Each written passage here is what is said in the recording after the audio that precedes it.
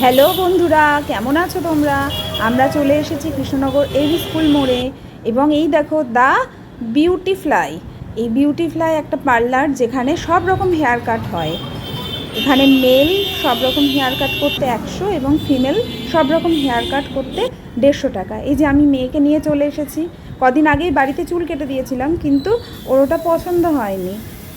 আর সত্যি যা গরম পড়েছে, বাচ্চাদের চুল রাখা খুবই গুরুত্বপূর্ণ একটা সমস্যা।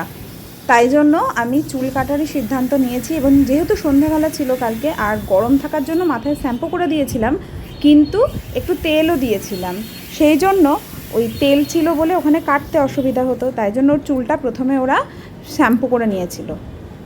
আর দেখো কেমন শুয়ে শুয়ে আরামে একদম মজা নিচ্ছে। বাড়ি এসে বলছে আমার খুব ভালো লাগছিল, এত ভালো লাগছিল। এই যে তারপরে ওরা ওয়াশ করছে, চোখটা পিটপিট পিটপিট করছে। আর বাড়ি এসে বলছে আমার মনে হচ্ছে ওরকমভাবে শুয়েই থাকি, কেউ যেন আমার মাথায় হাত দিয়ে ওরকমভাবে শ্যাম্পু করেই যায়। ওনাদের ব্যবহার খুবই ভালো এবং এই যে পুরো সুন্দর ব্যবস্থাপনা। তোমরা যে কেউ চাইলে এই পার্লারে আসতে পারো এবং হেয়ার কাট থেকে শুরু করে ভ্রু প্লাক থেকে শুরু করে যে কোনো রকম ফেসিয়াল সংক্রান্ত সব কিছু এখানে করতে পারো এবং রিজনেবল প্রাইসে খুব ভালোভাবে টেক কেয়ার করে এরা খুব ভালো করে করে সব কিছু। আমার খুব ভালো লেগেছে। কালকে প্রথম দিনই গিয়েছিলাম, এটা কালকের ভিডিও, গতকাল সন্ধ্যাবেলার ভিডিও। তাই গতকাল 10 তারিখ ছিল আর আজকে হচ্ছে 11 তারিখ। আজকে তোমাদের কাছে এটা শেয়ার করছি।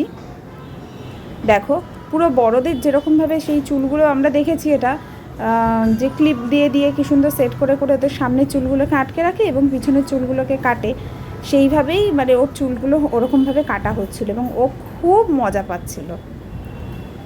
বাড়িতে এসে এত মজা পেয়েছে ও, বলছিল যে আমার যেন ওখানেই বসে থাকি এরকম মনে হচ্ছিল। এই যে তারপরে হেয়ার ড্রায়ার দিয়ে কি সুন্দরভাবে ওদের চুল শুকিয়ে নিচ্ছিল যাতে ভিজেটা না থাকে। আর আমি যেহেতু বলেছিলাম চুলটা একদম ছোট করে দিতে, তাই পিছন দিকটা পুরোটাই অনেকটাই ছোট করে দিয়েছে। এবং এর ফলে কি হচ্ছে যে এই যে স্কুল যায় তো এখন বেঁধে যেতে চুল বাঁধতে একদম পছন্দ করে না। এই দেখো ওর হেয়ার কাট কেমন লাগছে সেটা বলবে। এটা সামনের দিক থেকে আর এটা পিছন দিক থেকে।